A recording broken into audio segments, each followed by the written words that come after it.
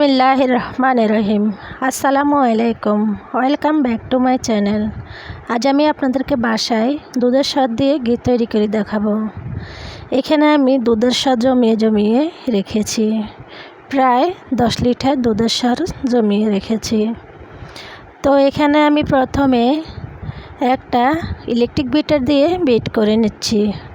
আপনারা চাইলে ব্লেন্ডারও বিট করে নিতে পারেন বা পাটায়ও বেটে নিতে পারেন, যে যেভাবে স্বাচ্ছন্দ্য বোধ করেন ঠিক সেভাবেই করে নেবেন।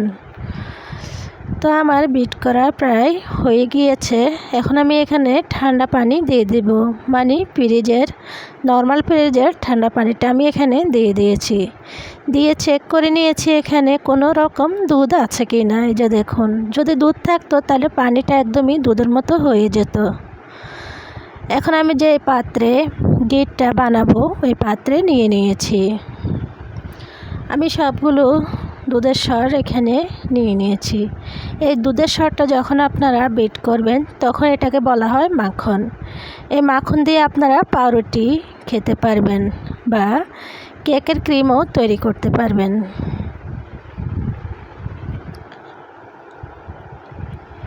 তো এখন আমি এখানে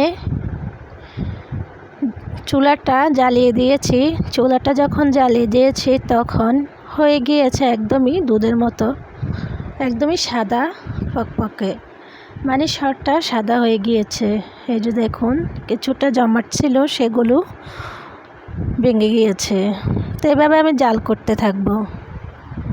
তো এই জালটা আপনারা নর্মাল মিডিয়াম আঁচে দেবেন। বেশি জাল করলে স্বরটা উতলে পড়ে যেতে পারে, তাই মিডিয়াম আঁচ দিয়ে করবেন। আর সাইডে অনেকটা স্বর লেগে যাবে, সেই স্বরগুলো উঠিয়ে নেবেন। ঠিক আমি যেভাবে চারপাশ থেকে একটু খোঁচন দিয়ে সরিয়ে নিচ্ছি, এভাবে সরিয়ে নেবেন। কিছুক্ষণ জাল করার পরে এই যে দেখুন, ঘিটা আমার বেশি উঠেছে। এই ঘিটা দেখুন কতটা সুন্দরভাবে উঠে যাচ্ছে। যখন আমরা খাঁটি নারকেল তেল নিই, তেলটাও কিন্তু একইভাবে আমরা উঠাই। এই তেলটা আমরা যেভাবে উঠাই ঘিটাও ঠিক একইভাবেই উঠবে।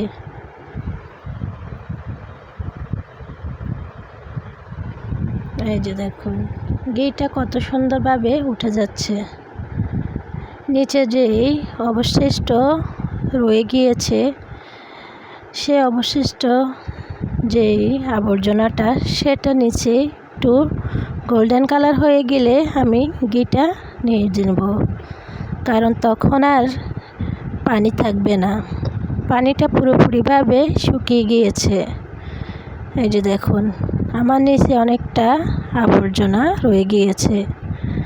আর আমি এখন ঘিটা একটা পাত্রে নিয়ে নিচ্ছি। এই বাটিটা আমার 300 গ্রামের মতো পানি ধরে বা দুধ ধরে। এই বাটিতে আমি এখন নিয়ে নিচ্ছি, দেখি ঘি কতটুকু হয়। যদি 1 বাটি হয় তাহলে বুঝতে হবে আপনার এখানে 300 গ্রাম ঘি হয়েছে। আর যদি তার চেয়ে কম হয় তাহলে 250 গ্রাম। 1 বাটি পুরোপুরি না, কিছুটা একটু কম হবে, তখনই বুঝতে হবে এখানে 300 গ্রাম হয়েছে। এই যে দেখুন, এই বাটিতে আমার 1 বাটি প্রায় হয়ে গিয়েছে, তার মানে আমার এখানে 300 গ্রাম ঘি হয়েছে।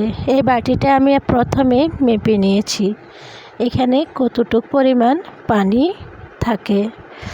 আমি একটা পানির বোতলে পানি নিয়ে এখানে মেপে নিয়েছি, সে কারণে আমি বুঝতে পেরেছি এখানে 300 গ্রাম ঘি হয়েছে। তো আমার রেসিপিগুলো যদি ভালো লেগে থাকে তাহলে আমার চ্যানেলটি সাবস্ক্রাইব করবেন।